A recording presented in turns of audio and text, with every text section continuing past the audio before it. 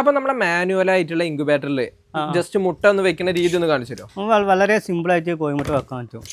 Just ഇതിൽ ഇതുപോലെ ഇങ്ങനെ കോഴിമുട്ട വെച്ച് കൊടുത്താൽ മതി. ഇതിൻ്റെ അടിയിൽ നമ്മൾ പേപ്പർ വിരിക്കണം. എന്നിട്ട് നമ്മൾ കോഴിമുട്ട വെച്ച് കൊടുക്കുക. പിന്നെ അത് ജസ്റ്റ് ഒന്ന് കോഴിമുട്ട ഒന്ന് ക്ലീൻ ചെയ്യണം. പിന്നെ നമ്മൾ ഈ പാത്രത്തിൽ വെള്ളം ഒഴിച്ച് കൊടുക്കുക.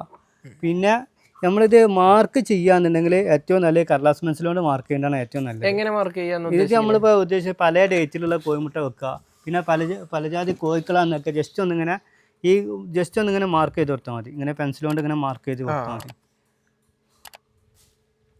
ഇതിലിപ്പോ നമ്മളെ കോഴിമുട്ട മാത്രമാണോ അത് താറാവിന്റെ കാടമുട്ട?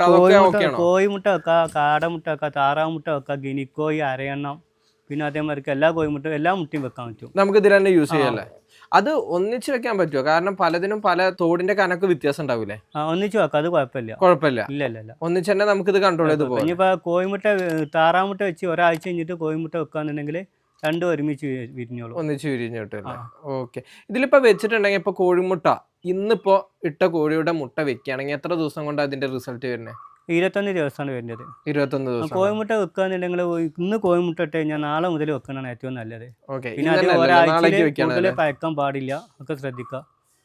പിന്നെ എന്നാലാണ് നമ്മൾ ഈ പറഞ്ഞ കറക്റ്റ് റിസൾട്ട് കിട്ടും. അതെ ക്രോസ് ആയ മുട്ട മാത്രം വെക്കുക.